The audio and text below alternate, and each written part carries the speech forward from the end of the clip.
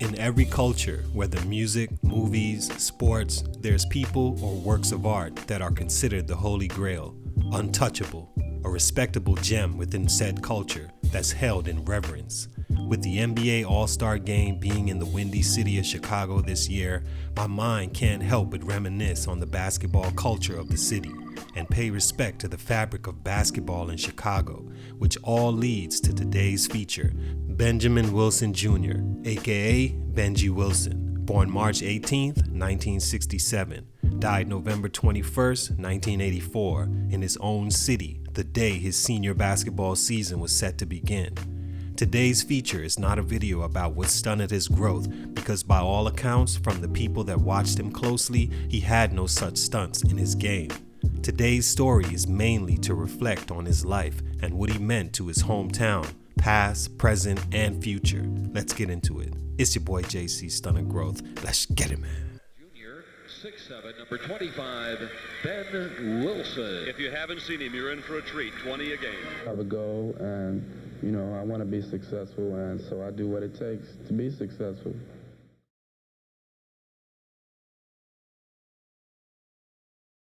Benji Wilson is a mythical figure when mentioned in basketball circles. Born in the late 60s and growing up in the 70s, he was thought of as a sure thing and a definite future NBA All-Star, and maybe even Hall of Famer.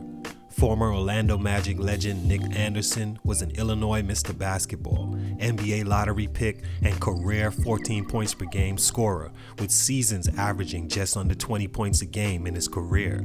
He played with Wilson, and by his recounts, Benji was on a totally different stratosphere from everyone else in his class. To understand his story, you have to understand what he meant to the basketball world as a surefire, transcendent player. He was said to have Magic Johnson's skills with Kobe's personality.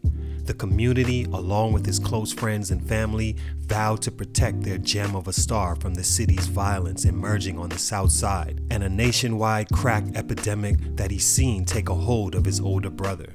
In '81, he entered high school at Simeon. He became the only sophomore in his team, and by his junior season, he won his and the school's first ever state title.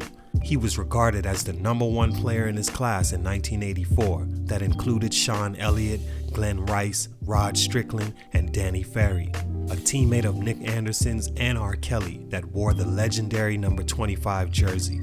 Benji Wilson wouldn't get to see that first basketball game of his senior year. He was allegedly having an argument with then-girlfriend, who he'd birthed a young son with just weeks earlier. In attempts to talk to her, feet away from his high school, he bumped into a guy called Billy Moore. The two shared words, both caught in a whirlwind of anger. Wilson because he was trying to convince his girlfriend to let him see his child, and Moore, who was raged by being disrespected earlier by a Simeon student. A confrontation was held and Benji was shot twice, once in the aorta and another that pierced his liver. He would basically bleed out from the time laying on the pavement and an ambulance taking almost an hour to get him and take him to his emergency surgery at St. Bernard Hospital in Inglewood. Knowing that he wouldn't have a chance to live a full life, his mother decided to take him off life support, and in the wee hours of that morning, Benji Wilson was gone from the world. It's not how long you live, but how well you live.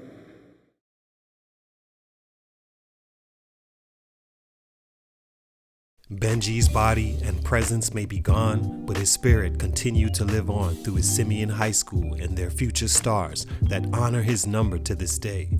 Every time you see a Chicago kid with the number 25, you know it's to honor arguably the greatest from the city's streets. He'd become documented many times, and his death has inspired equal amounts of change as his life. His family, led by his mother, would continue to fight for changes in the community as well as its emergency system that may have cost her child's life. Benji has touched many players and people of all walks of life, and his life and memory can be seen drenched in the city's fabric. His young son at the time, Brandon, is now grown, and Benji's family continues to live upholding their son's memory. Benji's dead and he's not coming back, and the rest of these people, 10 years, 20 years from now, I think it's still going to be going on.